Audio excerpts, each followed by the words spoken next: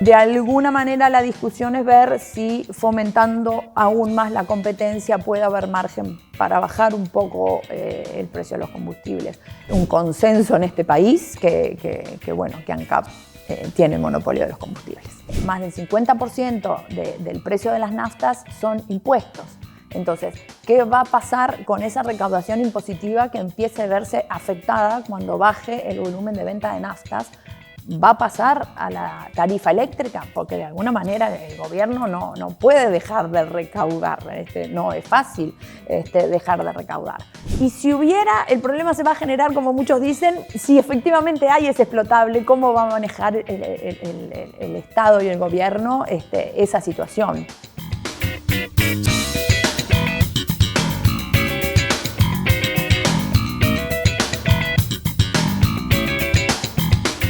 Este espacio es presentado por Claro Empresas Soluciones Corporativas. Empresarios de acá se realiza en el Hotel NH Montevideo Columbia. Los atajos para invertir no existen. Pasá de ahorrista a inversor. ¿Qué tal? ¿Cómo están? Bienvenidos a Empresarios de Acá. Es un gusto recibirlos a través de la pantalla de NSTV, El Nuevo Siglo Cable, y también nos pueden encontrar en nuestro canal de YouTube, como ya desde hace 12 años, ya esta es la temporada 12 que estamos compartiendo con ustedes este espacio que pone en agenda temas que hacen a la economía, a la coyuntura de nuestro país en términos de sectores productivos. Y a lo mejor que podemos hacer, que es poner en agenda ideas, propuestas para hacer que nuestro país sea un poco mejor cada día. En ese sentido, y lo anunciábamos al comienzo del programa, tengo acá el gusto de recibir a Laura Pérez, que es CEO de Grupo DISA. Bienvenida, Laura, un gusto tenerte aquí. Muchas gracias por la invitación. Bueno, felicitaciones por las 12 temporadas. Bueno, gracias, Laura, es un placer tenerte aquí. Bueno, Laura, una trayectoria muy vasta en lo que es el sector vinculado a los combustibles, ¿no? Allí contanos un poquito tu experiencia que te lleva hoy a liderar Grupo DISA. Bueno, sí, este mes, justo en agosto, estoy cumpliendo 31 años en la misma empresa con distintos accionistas. Yo entré en el 95 siendo Shell Uruguay, después fue comprada por Petrobras y hoy somos DISA. Así que bueno, 31 años, yo soy ingeniera química de profesión. Antes de eso había trabajado en Coca-Cola, pero cuando entré en esta industria ya entré en el área comercial y no me fui nunca más, y bueno, hasta llegar a hoy, que desde enero del año pasado asumí el cargo de CEO. Así que sí, experiencia, muchos años de experiencia. ¿Te cambió mucho la rutina? No me cambió tanto la rutina, pero bueno, sí, las responsabilidades, el pensar, el mirar más allá, bueno, nada, es un desafío que asumo con mucho gusto, pero es un desafío importante. Ya vamos a hablar de eso a propósito, ¿no? Del rol también de cómo uno cambia, ¿no? En términos de a partir de su profesión, los roles, cómo lo van modificando a uno y básicamente por un estatus que a uno lo ponen en un rol de máxima responsabilidad. Allí para repasar, ¿no? Grupo DISA ingresó al mercado uruguayo tras adquirir los activos de Petrobras, ¿es así? Es así. Adquirió los activos de Petrobras, empezamos la operación en febrero del 2021, así que bueno, acabamos de cumplir 5 años. Estamos muy contentos con el desarrollo de DISA. DISA es una empresa de origen español en las Islas Canarias. Dio su primer paso de internacionalización en el 21, comprando activos en Portugal y en Uruguay. Y realmente en estos 5 años hemos crecido mucho, hemos desarrollado una imagen de marca muy fuerte, hemos crecido en el número de estaciones, que eso es una posibilidad que se dio a propósito del cambio regulatorio en el periodo pasado. Así que cuando DISA entró acá teníamos 88 estaciones y hoy vamos a estar cerrando el año 2026 con 100 estaciones. Es un crecimiento importante después de haber estado, desde que yo entré, o sea, casi 30 años con el mismo número de estaciones. ¿Qué cambió la legislación para repasar y para quienes no conocen, ¿no? ¿Qué permitió? Bueno, el paso muy importante que se dio en el periodo pasado a través de la LUC. Exactamente, y es cambiar el rol regulatorio que lo tenía ANCAP, como ente estatal, y que de alguna manera era juez y parte, porque ANCAP a su vez tiene estaciones de servicio y tiene el 60% del mercado de estaciones de servicio, sacar el rol regulatorio y pasarlo a la URSEA. Eso fue un cambio importante. Y ahí se cambió la regulación y se modificó un poco las posibilidades de abrir estaciones. Con anterioridad, para abrir una estación había que solicitar la ANCAP, ANCAP hacía un llamado y bueno, en los últimos casos siempre habían sido adjudicadas al sello ANCAP. En este escenario, bueno, uno presenta el proyecto y si cumple con las condiciones regulatorias, la URSEA lo aprueba al que presentó el proyecto. Eso nos dio la posibilidad de aumentar nuestra presencia, sobre todo en rutas nacionales, que teníamos un debe. Entonces, bueno, de alguna manera hemos crecido, sobre todo en el interior. Ahí está, porque el interior siempre queda como decir, bueno, es atractivo, porque muchas veces se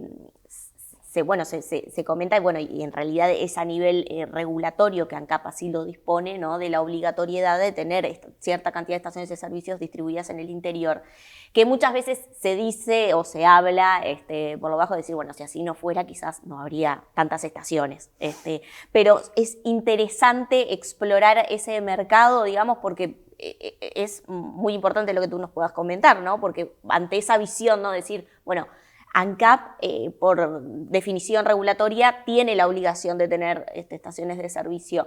Y muchas veces dicen que, bueno, si no fuese por ANCAP no habría, pero la realidad estamos hablando de otra cosa. Bueno, sí, lo que pasa que esas estaciones que ANCAP tiene y que las opera y que se llamaban en el pasado las sociogeográficas en localidades que de pronto, sí, el consumo no amerita para poner una estación de servicio.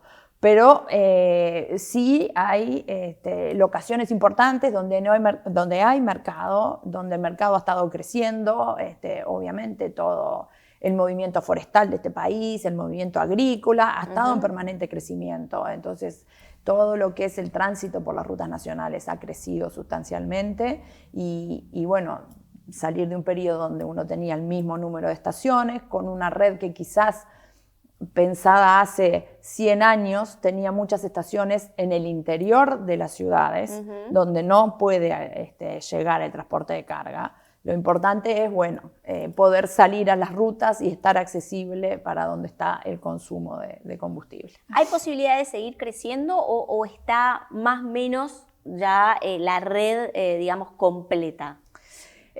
Yo creo, nosotros tenemos algunas otras solicitudes de estaciones, pero menos, y ha habido muchas solicitudes de estaciones de servicio, no somos la única distribuidora que ha pedido estaciones de servicio. Bueno, yo creo que va llegando un momento en que en el número de estaciones estamos bien. ¿Cómo se define la ubicación de una estación de servicio, no? Porque allí, digo, cuando en el caso, por ejemplo, del Grupo DISA o cualquier otra empresa que viene y compra los activos, bueno, ya están distribuidas, ¿no? Pero ¿quién lo solicita? ¿Un operador privado para asociarse de alguna forma a lo que es el grupo? Digo, ¿cómo se define eso? Bueno, el origen del tema puede ser iniciativa de un operador privado o iniciativa de la distribuidora, de DISA. La solicitud se hace en conjunto a la URSEA y bueno, uno ya tiene que tener obviamente la locación de donde va a estar instalada la estación de servicio y bueno, presentar el proyecto.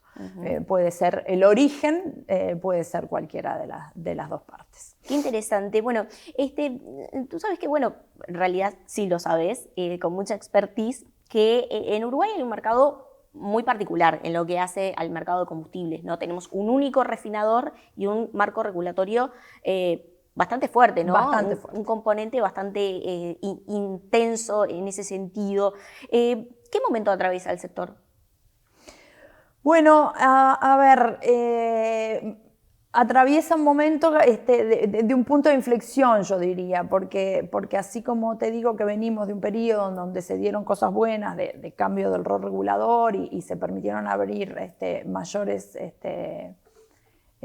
número de puestos de venta.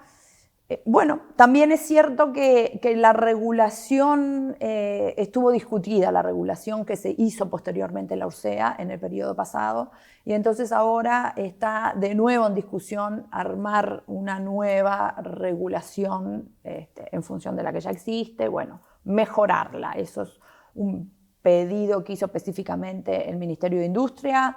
hay un informe de la Dirección Nacional de Energía del año pasado y bueno, hay conversaciones en pro de armar un marco regulatorio un poco más fuerte, si se quiere, lo cual entendemos que demanda un diálogo profundo, porque es una regulación que viene desde muchos años, con muchos conceptos muy, muy arraigados y con mucha estructura, donde cada cosa que uno quiere cambiar afecta a alguna otra cosa.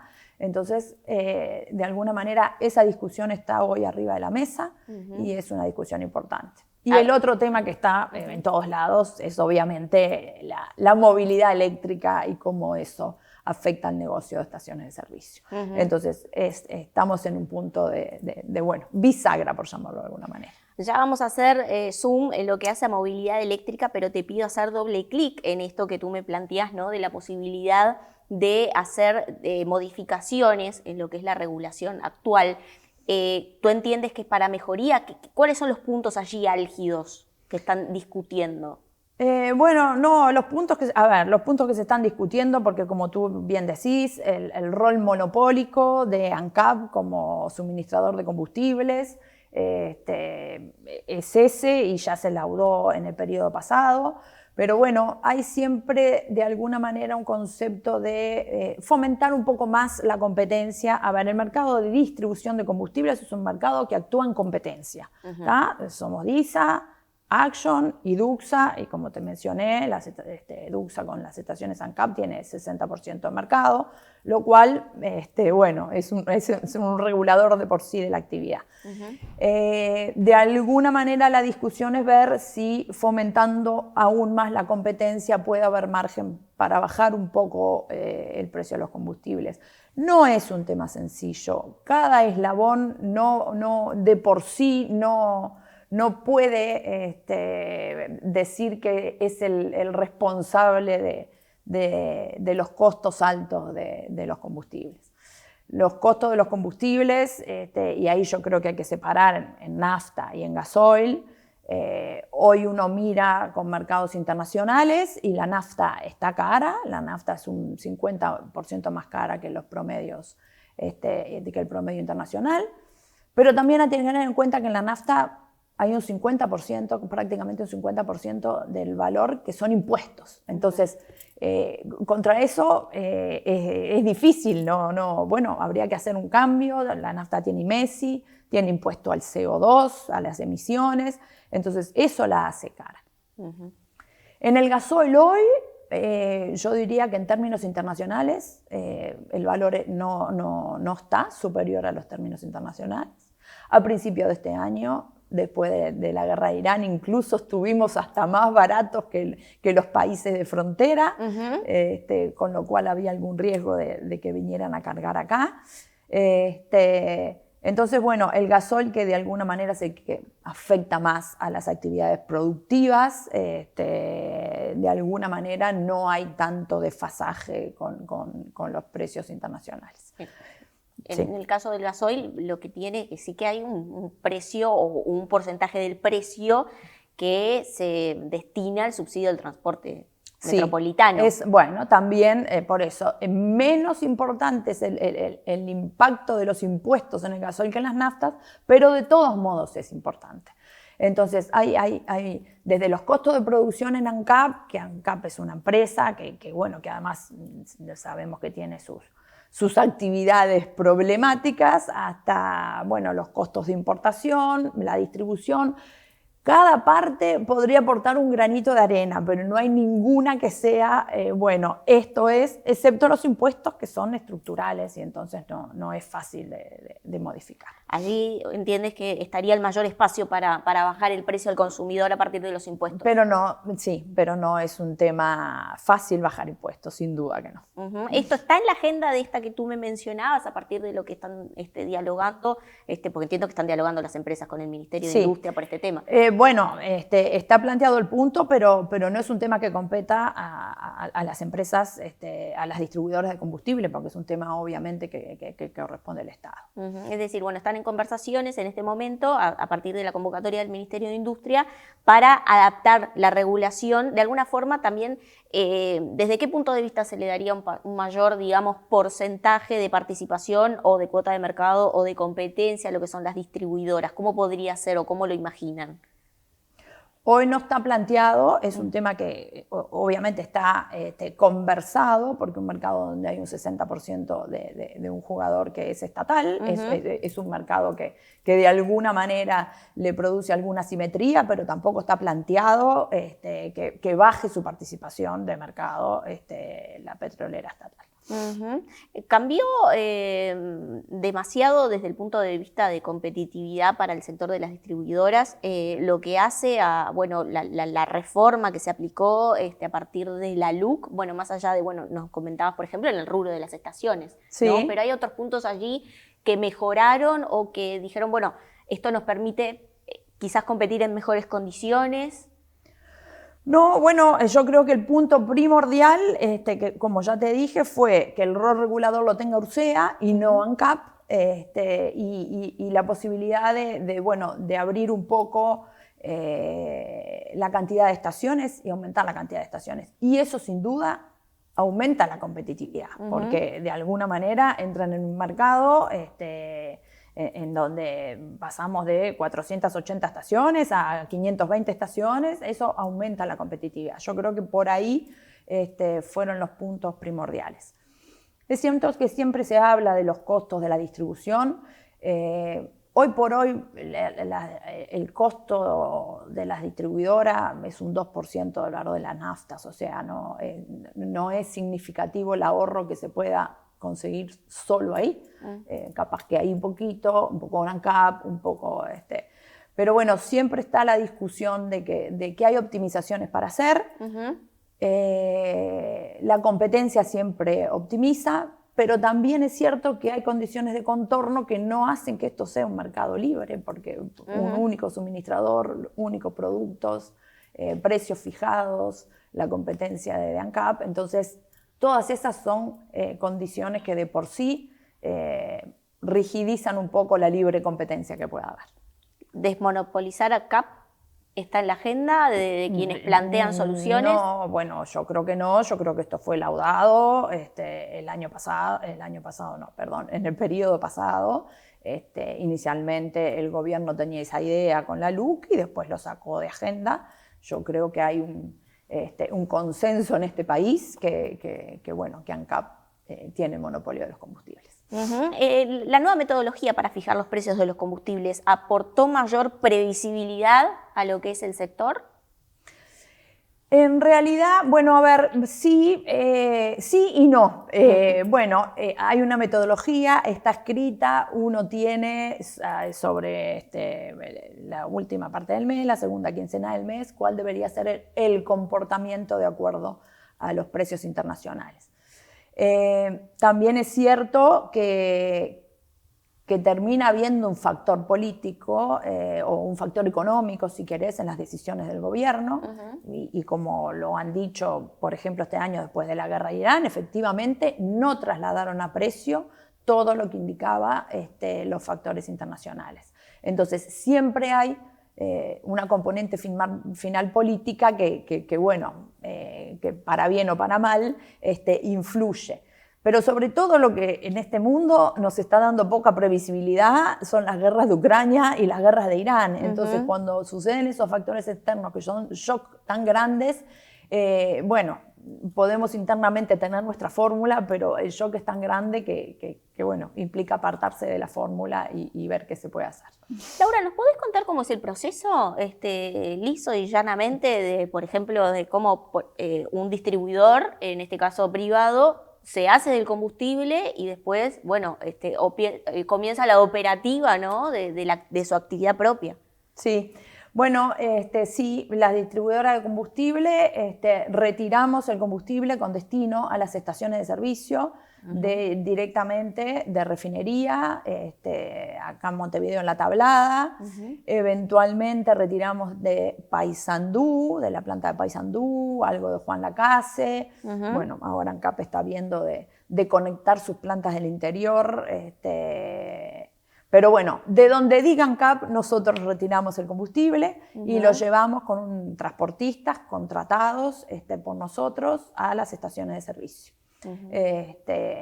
Es una operativa que obviamente, combustible peligroso, requiere muchos controles, mucha seguridad en la carga, en el transporte, en la descarga, en las estaciones de servicio. Las distribuidoras también tenemos la responsabilidad de supervisar que las operaciones en la estación se hagan de acuerdo a las normativas internacionales, a la normativa de reglamento de seguridad de la ORSEA. Y bueno, y después las estaciones que tienen distinto tipo de operación. Hay estaciones que son propias nuestras, que son 4, que son propiedad de la compañía, manejadas de la compañía. Hay estaciones que son propiedad de la compañía, están dadas a operar a un tercero. Y después hay estaciones que la propiedad es del que la opera, digamos, y tiene propiedad y operación. Pero bueno, siempre bajo la marca, las condiciones, el reglamento de seguridad, la supervisión de DISA. Y te pido para ir finalizando este bloque, ¿no? En forma, digamos, cuasi que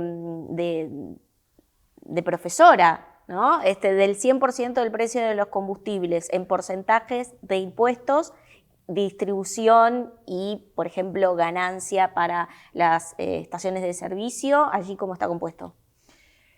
Bueno, como te dije hoy, en las naftas es un poco más del 50%, hay un 26% que es IMESI, un 16% que es impuesto al CO2 y después hay una sumatoria de muchos impuestos. Ahí en las distribuidoras es un 2% y el margen de las estaciones de servicio está más o menos en un 11%. Y bueno, los fletes también, que no nos podemos olvidar, pero que deben estar entre un 0,5 y un 1%. Entonces, bueno, el margen es en las estaciones, es el que más influye, sin duda, pero bueno, ahí hay una operación grande con mano de obra importante, con costos de tarjetas, por ejemplo, que es la forma de pago a la que se tiende. Entonces, bueno, nada, es un margen bastante más grande, pero bueno, tiene sus costos asociados. Muchas veces, digamos como que a veces, para hablar en términos criollos, se le tira la pelota al estacionero, ¿no? De decir, bueno, bajen el margen, ¿no? Pero allí también lo que hay es salarios, costo país, ¿no? Bueno, es una cadena. Es una cadena, es costo país. Nosotros en algún momento habíamos ido hace años ya a Chile, por ejemplo, y ahí la margen de la estación era mucho menor que el que había acá. Pero también si uno comparaba el salario de un pistero, como le llamamos acá, con el salario del chileno, con el salario de un pistero uruguayo, era la mitad también. Entonces, claro, está todo interrelacionado, ¿no? Es fácil decir que es mucho el margen, bueno, hay que entrar a ver la composición de costos también. Sí, ni que hablar. Bueno, vamos a ir a una pausa, te dejo respirar un poquito. Laura Pérez, CEO de Grupo DISA, vamos a una pausa y enseguida regresamos. Gracias. Betel, única cadena de centros de estética y spa del Uruguay. GSS, única empresa en Uruguay dedicada al Facility Services. Limpieza, seguridad, outsourcing de personal y mantenimiento. Conozca más en www.gss.com.uy. Agregamos valor a las empresas. Dermaglow Facial Ultra. Ultra hidratación. Hidrata por 24 horas. Ultra firmeza. Suaviza las líneas de expresión. Ultra volumen. Ayuda a reducir arrugas. Ultra estructura. Atenúa arrugas profundas. Dermaglow Facial Ultra. Una línea para cada etapa de tu vida. Los atajos para invertir no existen. Pasá de ahorrista a inversor.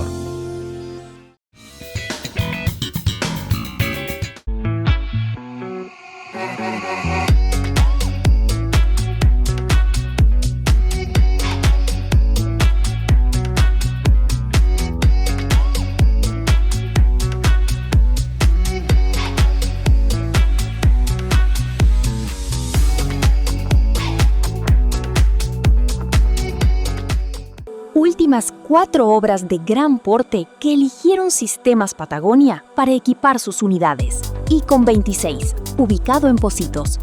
Grand Bay en Piriápolis. Edificio Britos en Parque Valle. Y Nirán en Punta del Este. No pagues de más. No es necesario. Presenta Forbis Mazars. Auditoría, contabilidad y outsourcing, impuestos, compliance, capital humano, legales. www.forbismazars.com/UI.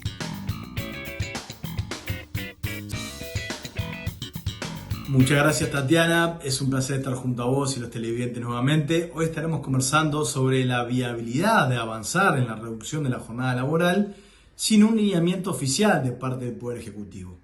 En los últimos días se han escuchado comentarios de los cuales se desprende que el gobierno no tiene en agenda la reducción de la jornada laboral.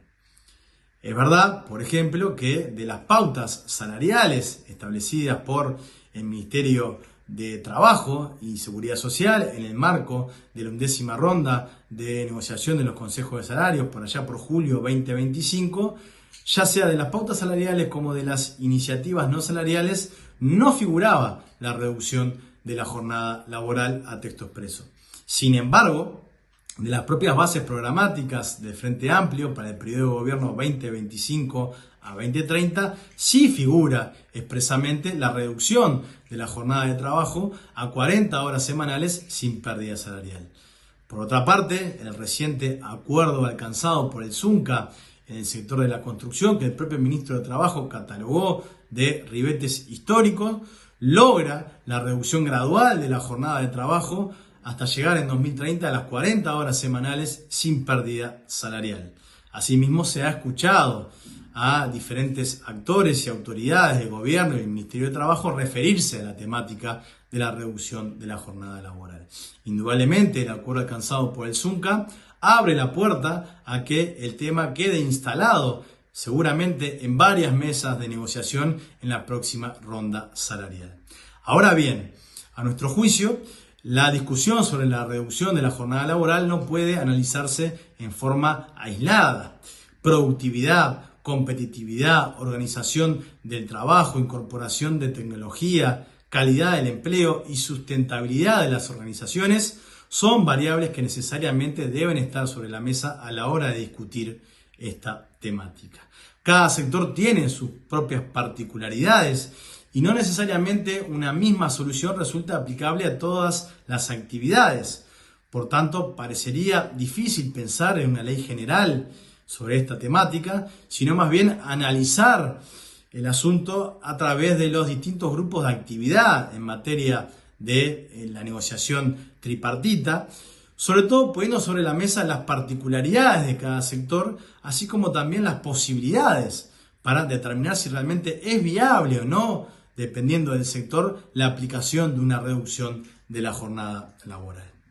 En definitiva, creemos que el desafío estará en la capacidad de todos los actores, de todas las partes involucradas en el mundo del trabajo para dialogar, medir y evaluar el posible impacto y por sobre todas las cosas para alcanzar acuerdos que resulten sustentables según las particularidades de cada sector.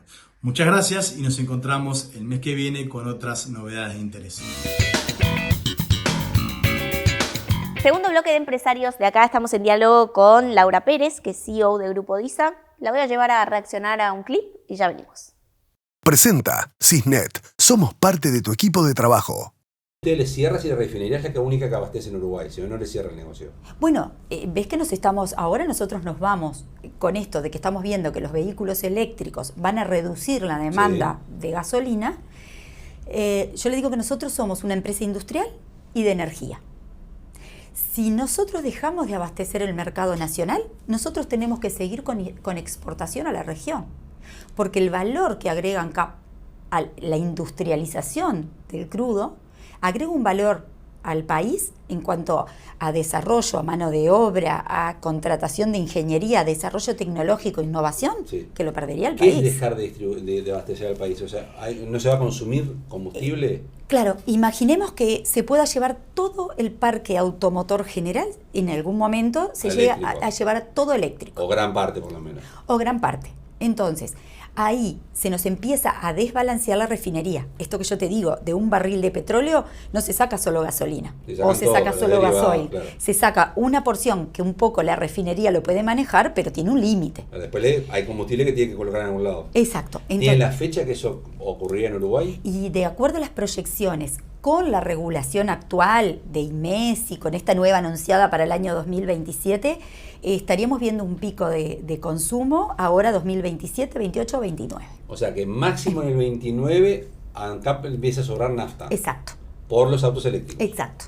Exacto. Y ahí ustedes tienen un problema. ¿Qué hacemos con la nafta que nos sobra? Bueno, ahí lo que sabemos es que tenemos un mercado regional no abastecido, precisa, de derivados. ¿Regional es Mercosur?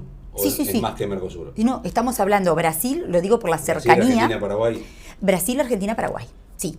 Hay una demanda insatisfecha de combustible ya hecho. Claro, está hecha. Ellos importan, ellos son importadores de derivados. Y ANCAP quiere venderles. Y ANCAP podría venderles, porque estaríamos en esta misma situación que pero estamos diciendo. Mire, presidente de ANCAP, es carísimo lo que ustedes venden. O sea, yo todo bien, pero no le puedo comprar este precio el litro. Estamos de acuerdo. ¿Qué le va a decir? Estamos de acuerdo por eso. Tenemos que promover rápidamente la empresa y es parte hasta de la cultura interna de ANCAP que tenemos que ir cambiando cabezas porque vamos a cortar, estamos cumpliendo 95 años de ANCAP ahora en octubre y esta lógica cambia. Entonces, yo bromeando, pero para ponerlo en algo muy cotidiano, el otro día trabajando en este taller de planificación, hablando de estos temas, les decía, bueno, podemos elegir el videoclub, ser el videoclub que no hace nada, o podemos convertirnos en Netflix. Pero tenemos que empezar a hacer el camino ya. O sea, Blockbuster o Netflix. Exacto. Entonces, tenemos ¿usted ve que ANCAP hoy es Blockbuster? Bueno, esa es la cabeza que tenemos que cambiar. Bien. Muy bien. Bueno, allí escuchábamos a Cecilia San Román, que es la presidenta de ANCAP, hablando a propósito de lo que hace a la electromovilidad y los impactos que están de alguna forma visualizando en el sector. ¿Están así? Bueno, yo creo, como título para una entrevista, Blockbuster o Netflix es muy bueno, es llamativo, pero... A ver, yo creo que sí hay que pensar en que el modelo está cambiando, eso ha sido además analizado desde grupos de análisis de negocio como la Boston Consulting Group, que la movilidad eléctrica cambia el negocio de las estaciones de servicio y por lo tanto cambia también el negocio de ANCAP como refinación. También yo creo que hoy por hoy el proceso que hemos dado, la política del gobierno es de, más verde, movilidad eléctrica, menores emisiones y es completamente compartible. Yo creo que hoy ya se ha avanzado en un proceso en la electromovilidad, en que se ha tomado confianza los autos eléctricos, en que están creciendo, en que la motivación, obviamente económica, porque es más barato trasladarse en un auto eléctrico, y todos aquellos subsidios que llevaron a estar hoy en esta situación deberían empezar a reverse, porque tú no tenés por qué subsidiar más una actividad que de alguna manera ya la instalaste en la mente del consumidor. Entonces, cuando uno habla que para el 2029 vamos a tener excedentes de naftas y vamos a exportar a la región, está muy bien pensado, pero también es cierto, y es una discusión que hay que ver, es que como hablamos en el bloque anterior, más del 50% del precio de las naftas son impuestos. Entonces, ¿qué va a pasar con esa recaudación impositiva que empiece a verse afectada cuando baje el volumen de venta de naftas? ¿Va a pasar a la tarifa eléctrica? Porque de alguna manera el gobierno no puede dejar de recaudar, no es fácil dejar de recaudar. Lo mismo con el subsidio de la patente. Hoy siguen teniendo subsidios en las patentes.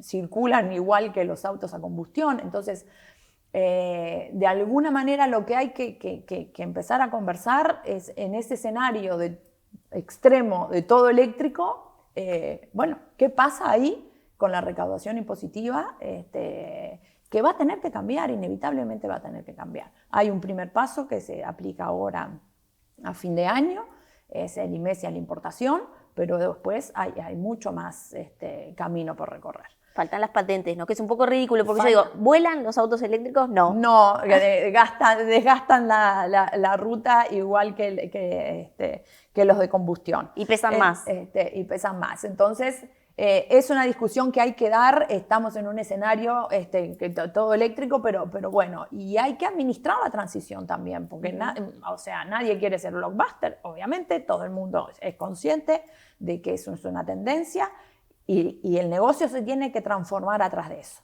Pero depende de la rapidez con que lo quieras hacer, es que vas a dejar más gente por el camino o menos gente por el camino. Eso es así. Y yo creo que hay que reanalizar porque los subsidios en sí, hay una motivación económica que está presente, los subsidios en sí deberían ser cada vez menores. No lo tiene la movilidad a combustión, no tiene subsidios. ¿Lo pudieron plantear a nivel de autoridades? Bueno, está planteado, está conversado. Sí. Allí, Laura, hablamos de esto, ¿no? ¿Cómo está, digamos, preparándose o cómo ya está marchando lo que es el negocio en términos de transición energética, por ejemplo, en lo que hace a lo que hoy ofrece una estación de servicio, ¿no? Conversábamos fuera de cámaras, ¿no? Todas las, de alguna forma, prestaciones que hoy tiene una estación de servicio que quizás hace 20 años o 30 años atrás no era tan así. Uno iba a la estación de servicio a hacer una carga de nafta, quizás a comprar algo básico, pero hoy ese modelo cambió. Primero te lo pregunto respecto a lo que es movilidad eléctrica y después seguimos a lo que es otras preferencias del consumidor y cómo eso se va adaptando al negocio. Pero allí, ¿cómo está trabajando, por ejemplo, en el caso de DISA, ¿no? Con lo que es movilidad eléctrica? Bueno, nosotros estamos, obviamente, instalando cargadores eléctricos. Este año hemos podido avanzar más porque realmente el año pasado, cuando intentamos avanzar, teníamos problemas de disponibilidad de potencia, sobre todo en el interior. Entonces, como que había ciertas trancas para poder avanzar en la instalación de cargadores. Este año estamos avanzando un poco mejor. Es un servicio más el que tenga un auto eléctrico que pueda cargar en las estaciones DISA. Obviamente, como no es una carga instantánea o prácticamente instantánea como la de los combustibles líquidos, uno tiene que brindarle otro tipo de servicios. Ahí hay un mayor desarrollo de tiendas, por ejemplo. Las tiendas hoy están jugando un rol mucho más importante de lo que jugaban hace 20 años. Hace 20 años los dueños de las estaciones de servicio decían la tienda, y si podían no tener tienda, mejor. Hoy pensar que una estación no tenga tienda, no tenga un área de seating para que el cliente se pueda sentar a tomar un café mientras se carga el auto eléctrico, y eso es un desarrollo que está teniendo lugar.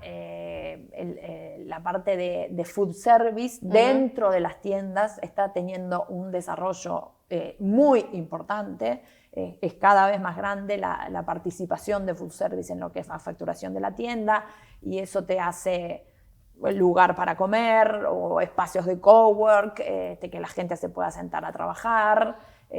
Funciona mucho también food service con un sistema tipo pedido ya. Esto es una propaganda, pero bueno, abastecimiento fuera de la estación. Y bueno, y se van instalando otro tipo de negocios que aprovechando la localización de la estación, que es un tema súper importante porque en general las estaciones están puestas en puntos donde hay circulación de gente, servicios de lockers, lavaderos, que conversábamos hace un rato fuera del aire, que están funcionando esos lavaderos, que uno mismo se lava el auto. Hay alguna estación que hablé el otro día que está pensando en poner un lavadero de mascotas.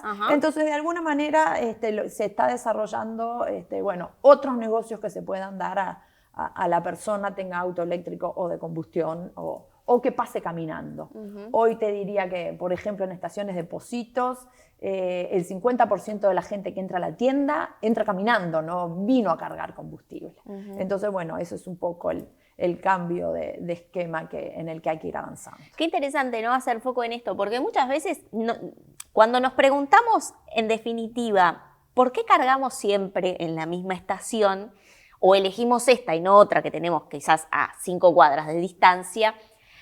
Quizás uno tiene que hacer un minuto de pensamiento en decir, bueno, porque acá me atienden bien, porque esto, porque tiene esto, porque aprovecho, porque cómo no, y es como una forma de pensar la fidelización, ¿no? Sin duda, sin duda. Es eso, en un mercado como ya hablamos, muy regulado y con los mismos combustibles provistos por ANCAP, es súper importante cómo te atienden, las ofertas que tenés, la disposición de otros servicios que tenés, porque bueno, hacen a la experiencia del cliente y hacen a que el cliente quiera volver. Muchas veces uno que es un automovilista común, bueno, elige la que le queda más cerca o de su trabajo, de su casa, pero necesita todo eso, necesita que te atiendan bien, necesita una promoción de tanto en tanto, necesitan bueno, el regalo o poder bajar y comprar cosas que te solucionen para tu casa o lavar el auto o recibir paquetes. Entonces es muy importante. ¿Se trabaja la atención al público desde la empresa? Se trabaja la atención al público de la empresa. Nosotros tenemos desde hace muchos años un programa. Hoy se llama Valordiza, antes en Petrobras tenía otro nombre, pero justamente es un programa de capacitación, de medición de satisfacción y de premiación para los equipos que logran niveles de satisfacción muy buenos. Entonces, capacitamos en productos, obviamente, porque vendemos lubricantes también, por ejemplo, en atención en pista, en servicios, etcétera, etcétera. Tenemos un sistema de medición, porque tenemos a cada persona que visita la estación, tiene un código QR para poder dar su opinión de cómo fue atendido en pista o en el mercado o en donde sea. Siempre hay un sorteo atrás para motivar que la gente opine, y realmente la gente opina. Tenemos miles de opiniones por mes y que de alguna manera además nos permiten mejorar cosas. Nos han permitido detectar cosas faltantes o mejoras para hacer determinadas en las estaciones, nos dejan comentarios, y bueno, y aquellas estaciones que tienen mejor promedio de respuesta, mejor puntuación, los equipos llevan premiaciones. Qué interesante, Laura, y allí preguntarte, ¿no? Porque te pregunto, en varias ocasiones aquí en el programa hacemos foco a lo que es el empleo, y hay un problema que tenemos en Uruguay, que es el desempleo juvenil, y dentro del desempleo juvenil la dificultad de acceder a ese primer empleo. Hoy, por ejemplo, ¿qué rol puede ser dentro de lo que es la industria el primer empleo? Uno piensa en la pista, pero... En la pista, ¿sí? Sí, yo creo que sí. A nivel de pista es un muy buen primer empleo, o a nivel de minimercado. Nosotros también, como distribuidora y como empresa, hemos tenido algunas varias iniciativas para ayudar justamente a eso. El año pasado trabajamos con Anima, contratamos 2 estudiantes que estuvieron haciendo en la compañía, no en la estación, en una estación de servicio, actividades. Desarrollamos también un programa el año pasado con la Universidad Católica de pasantías con estudiantes de último año de la carrera, que fueron de tecnología de la información, que es un tema súper importante, que fueron a hacer pasantía a Tenerife, 3 meses. 3 meses de pasantía acá, y ahora los incorporamos por lo menos durante 6 meses más para que trabajaran en desarrollos que tenemos pendiente con todo esto de la inteligencia artificial, obviamente. Y bueno, nada, estamos trabajando con otra institución, con Quebracho también, para ver si podemos incorporar todo eso, porque bueno, a determinados niveles el primer empleo y demostrar que bueno, nada, que sos responsable, que cumplís, que es importante, es muy importante. Bueno, bien, vamos a un próximo bloque de Empresarios de Acá. El diálogo es con Laura Pérez, que es CEO de Grupo DISA. Vamos a una pausa y enseguida regresamos. Últimas 4 obras de gran porte que eligieron Sistemas Patagonia para equipar sus unidades. Y con 26, ubicado en Pocitos. Grand Bay en Piriápolis. Edificio Britos en Parque Valle. Y Nirán en Punta del Este. No pagues de más. No es necesario.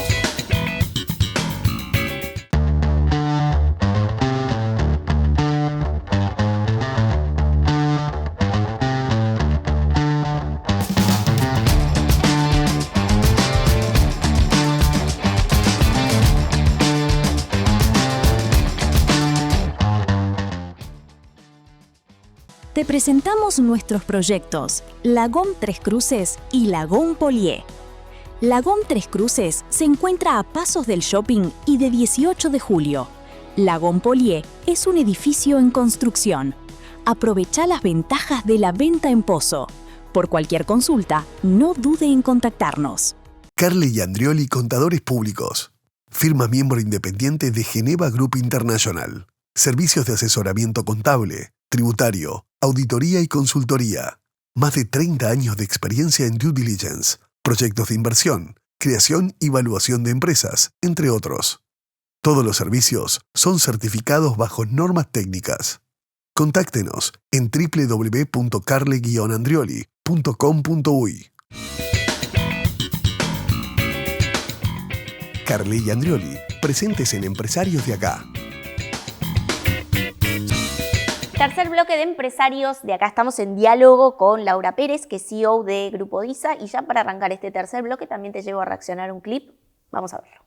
Presenta Cisnet. Somos parte de tu equipo de trabajo. Si las empresas productoras de petróleo dejan de buscar petróleo, están dando señal de que el negocio se cae. Y que pase el negocio se cae, se caen las acciones. Y eso no lo pueden permitir los directivos de las petroleras. Tienen que mostrar que el negocio sigue vivo y pujar a través justamente de todo lo que es la construcción de la narrativa dominante que hay hoy en día. ¿Están haciendo teatro? No, no están haciendo teatro, están haciendo plata. Es una decisión comercial. Si yo invierto en Uruguay, una empresa que factura decenas o cientos de miles de millones de dólares, invierto 50 millones de dólares, son chirolas que me permiten mantener alto el valor de mis acciones. Entonces están haciendo economía simplemente, es un negocio comercial. Pero de ahí a que algún día, efectivamente, en el supuesto caso de que se encuentre petróleo, esto termine en que se consigan de 15 a 20 mil millones de dólares que se vengan a poner acá en Uruguay para hacer una extracción petrolera, ¿quién lo va a poner? Una cosa es poner 50, otra cosa es poner 20.000. Estamos hablando de cosas completamente diferentes. Entonces, una cosa es el negocio hoy, mostrar que yo busco petróleo, que me intereso, que estoy en la punta del negocio. Otra cosa es invertir pesadamente para que esto efectivamente se haga una realidad. Ahora, Ramón, al gobierno le está teniendo un costo político por haber aceptado firmar cada una de las prospecciones. ¿Vos qué hubieras hecho? Yo no tengo ninguna duda de lo que hubiera hecho. Yo lo que hubiera hecho, le hubiera pedido al presidente de la República que se sentara en una mesa con el ministro de Economía al lado, con el ministro o la ministra de Industria y Energía, con la presidenta ANCAP, y hacer una conferencia de prensa al mundo diciendo Uruguay va a dejar de buscar petróleo. ¿Y qué se gana con eso? Lo que se gana es una atracción brutal a nivel de las inversiones internacionalmente, porque el mundo está ávido de buscar inversiones verdes. Pero la cantidad de fondos que existen tratando de buscar inversiones para construir una nueva economía, que ya está presente, pero hay que seguir desarrollándola, no solamente energías renovables, de todo punto de vista, una construcción de una economía sustentable, basada en la economía circular, basada en nuevos modelos económicos. Entonces, ese llamador de Uruguay diciendo, yo me paro y yo estoy acá, soy el adalid, soy un líder, soy un constructor de lo que va a ser la economía del siglo XXI. Eso atrae enormes capitales, mucho más que los pocos millones de dólares que están llegando para la producción petrolera. Para mí, ese es una jugada muchísimo más inteligente. Muy bien. Bien, bueno, allí estábamos escuchando a Ramón Méndez, exdirector de Energía. Estaba en una entrevista para el programa Todo un Tema del streaming de El Observador. ¿Una mirada, una opinión sobre este clip o estas declaraciones? Bueno, a ver, y aclarando que yo no soy especialista en prospección de petróleo ni en explotación de petróleo. Yo creo que si vienen a hacer exploración es porque, y como dicen, han aumentado las chances con los datos que hay con respecto al pasado de que realmente se encuentre petróleo, que habrá que ver si es explotable o no explotable. Yo creo que hay como no estoy de acuerdo con esa dicotomía que se plantea. Uruguay hoy es un ejemplo a nivel mundial de energías renovables, con una matriz de energía eléctrica prácticamente 100% renovable, con algunos proyectos interesantes como es el proyecto de GIF. No es porque no vean a Uruguay en esa línea, que creo que lo ven, es que simplemente muchos de esos proyectos todavía están generando combustibles caros para lo que es el valor de los combustibles alternativos de petróleo. Y si hubiera, el problema se va a generar, como muchos dicen, si efectivamente hay ese explotable, ¿cómo va a manejar el Estado y el gobierno esa situación? Pero dejar de buscar, la verdad que no sé, no estoy de acuerdo. Más vale buscar, decidir si hay o no hay y decidir, pero es como no querer ver. Yo qué sé, hay que buscar y en función de eso decidir. No creo que sea antagónico con que se desarrollen proyectos de energías verdes en el país. El país ya está posicionado a nivel mundial. El problema puede venir después, ¿no? Y el problema puede venir después de cómo se decida administrar eso, pero bueno, si hay recursos naturales, un país no puede tampoco, me parece, taparse los ojos y los oídos ante la posibilidad de tener algunos recursos naturales. Hay una discusión allí también con los recursos naturales que se ponen en juego, ¿no? Porque obviamente cualquier actividad industrial...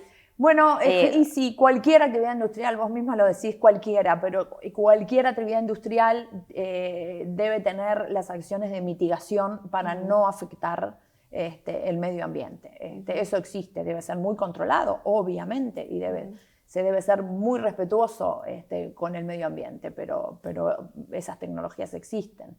Entonces no deberías estar afectando con tu actividad, sea la extracción de petróleo o cualquier actividad industrial, el medio ambiente.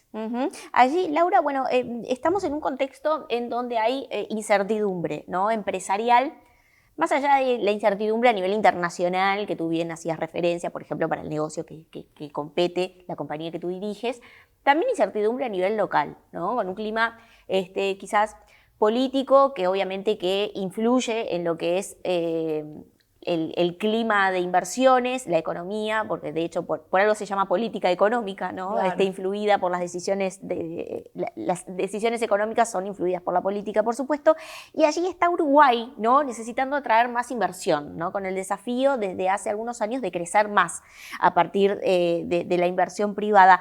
Allí hay condiciones que tú observas que son fundamentales de Uruguay, que decidan empresas nacionales, propios empresarios que ya estén aquí a ampliar su negocio, que decidan por eso, o internacionales que busquen instalarse en Uruguay. ¿Qué estás viendo tú? ¿Qué percibes?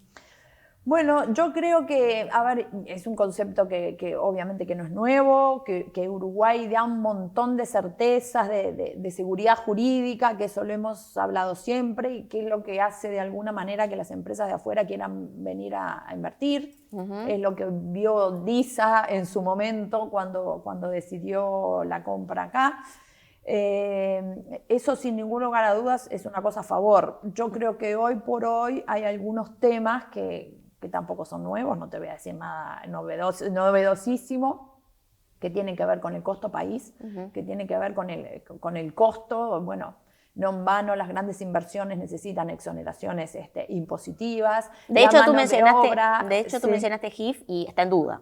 Y está en duda, pero sobre todo está en duda porque esos proyectos avanzan cuando tengan el comprador de lo que van a producir. Y hoy todavía son caros esos combustibles, el hidrógeno verde en particular. Pero sí es cierto también que además acá el costo país es grande, el costo de la mano de obra es grande, eso es una preocupación. Y que de hecho ha hecho que en los últimos meses algunos grandes call center intensivos en manos de obra se retiraran a otros países más baratos. Eso es un tema que tenemos. La conflictividad sindical es un tema que hoy por hoy está siendo visto y percibido con los temas que tenemos. Bueno, ha sido en el puerto, en el aeropuerto, etcétera, etcétera. Es un tema importante. Esos son temas que yo creo que hay que allanar, y bueno, la seguridad también en lo que es la materia de impositiva, que ya lo ha dicho el ministro de Economía, que hay que ser muy cuidadoso cuando se plantean nuevos impuestos e innovaciones y cosas, porque de alguna manera quizás atente contra bueno, ese valor que tenemos, que es la estabilidad, el respeto, en que no aparezcan cosas raras de un día para otro. ¿Y la seguridad pública cómo entra allí? Y la seguridad pública está difícil, la verdad que la seguridad pública está difícil. Lo que pasa que todavía a nivel de comparación con otros países del mundo, capaz que venimos atrás, como los menos malos. Somos los menos malos. Y bueno, lamentablemente está habiendo una división también geográfica muy nítida en el tema de seguridad pública. Entonces hay áreas en donde se siente mucho menos, y hay áreas en las que uno no se mueve que se sienten mucho más y que están realmente muy complicadas. Es un tema porque hasta ahora solo ha ido avanzando la inseguridad pública. Entonces, hasta que no se dé una señal clara de detener eso, es un tema que va empeorando. ¿Han tenido que tomar algún tipo de medida, por ejemplo, a nivel de seguridad del trabajo, para de alguna forma prevenir? Porque imagino, camiones trasladando quizás también hasta dinero, yendo a zonas un poco más despobladas. Sí, bueno, no, a ver, sí algunas de base. Si uno hace un poco de memoria, la motivación de pagar con tarjeta de débito y crédito, más allá de un tema de interés del gobierno, estuvo originado en no tener efectivo en las estaciones de servicio. Gran origen de eso fue eso, porque cuando había efectivo en estaciones de servicio realmente se convirtió en un problema importante. Entonces hoy por hoy no hay prácticamente efectivo en estaciones de servicio. Eso es disuasorio con respecto a lo que quieran hacer. Gracias a Dios en el tema de transporte de combustible jamás hemos tenido problema, y por eso digo, estamos muchísimo mejor que muchos países de Latinoamérica, sin duda. Bien. Te voy a llevar a hablar en el próximo bloque a propósito de ti como líder, ¿no? Y cómo ha cambiado, porque nos mencionaste en el comienzo de la entrevista un trayecto muy interesante, ¿no? Dentro de lo que fue el inicio de tu compañía hasta llegar hoy a liderarla. Allí pasan cosas. Vamos a hablar de eso en el próximo bloque. Muy bien. Vamos a una pausa y enseguida regresamos. Carly y Andrioli, presentes en Empresarios de Acá. Más de 20 años de experiencia respaldan a Cisnet. Desarrollamos soluciones de gestión, facturación electrónica, ventas y administración que aportan información, control y eficiencia a cada negocio. Tecnología, soporte y acompañamiento permanente para enfrentar los desafíos de hoy y crecimiento hacia el futuro. Cisnet, somos parte de tu equipo de trabajo.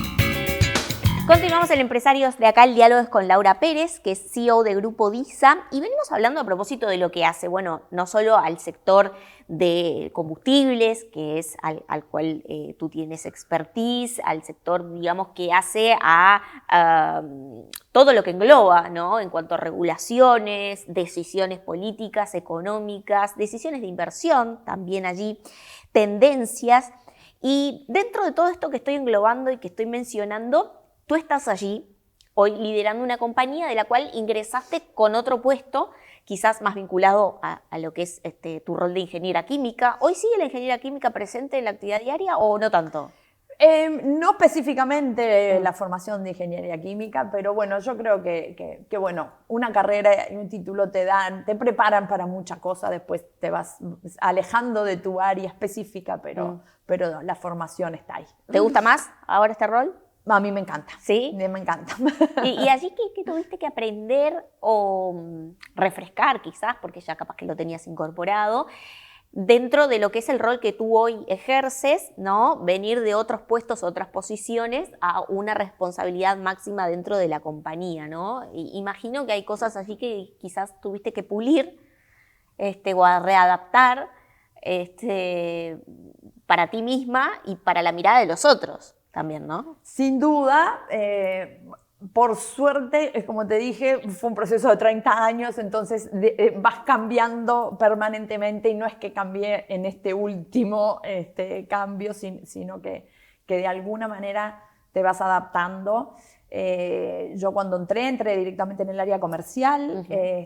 Yo venía de un trabajo que era de producción, horarios rotativos, terminaba el turno, entregabas la llave y te olvidabas del tema. En el área comercial los temas no se acaban si no los solucionas vos, no desaparecen, te los llevas a tu casa. Ese fue un primer cimbronazo que dije, bueno, ¿qué hice yo? Y bueno, sin embargo, seguí durante 20 largos años más. El otro gran aprendizaje, yo creo que capaz que nos falta formación formal, es aprender a manejar gente, aprender a liderar equipos, a que todos somos distintos, en que cada uno tiene su propia motivación, sus propias luces y sombras. Entonces esos fueron puntos de inflexión a lo largo de estos años importantes y que los tenés que aprender.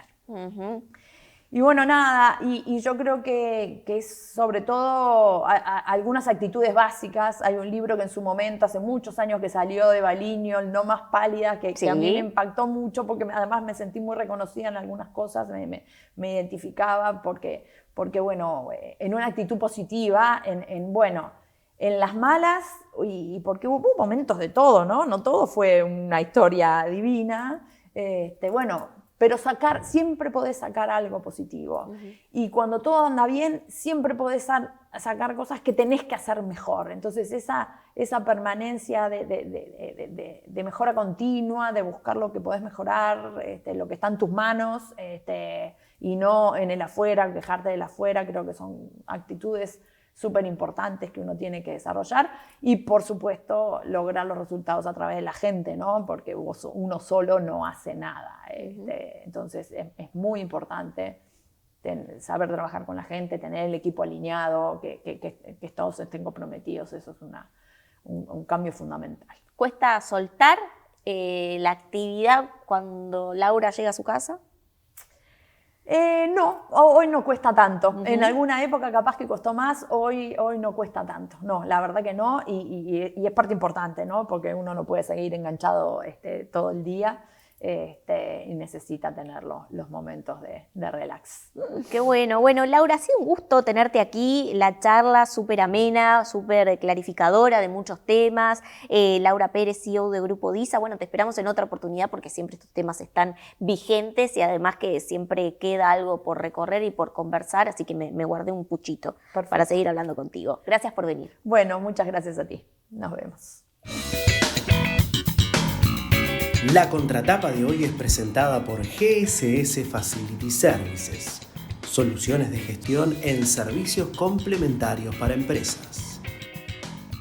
Llegamos a la contratapa y en el programa de hoy conversamos sobre el sector de los combustibles. Uruguay tiene un mercado muy particular, tiene un único refinador, también un fuerte componente regulatorio y a través de lo que es el precio del combustible, una fuerte recaudación a través de lo que son los impuestos que incluye el precio del combustible. ¿Hay margen para bajar el precio de los combustibles a los consumidores uruguayos? Bueno, ese es uno de los temas que actualmente está en la agenda política y está en la agenda de las empresas distribuidoras, con un diálogo que, si bien califican de un poco lento, por lo menos hay de alguna forma interés en tratar este tema y empezar a desglosar un poco mejor por dónde quizás puede haber o puede existir ese margen para disminuir el precio de los combustibles. Un desafío muy difícil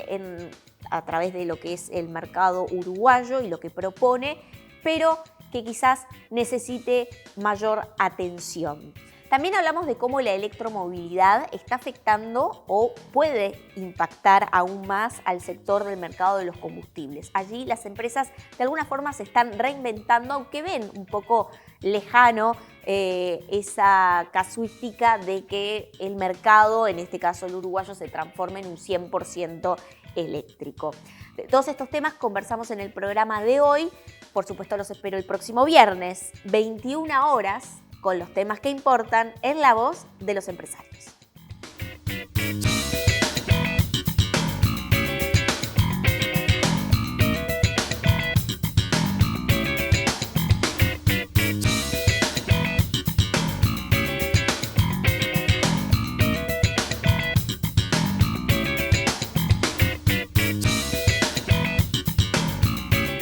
Este espacio fue presentado por Claro Empresas Soluciones Corporativas.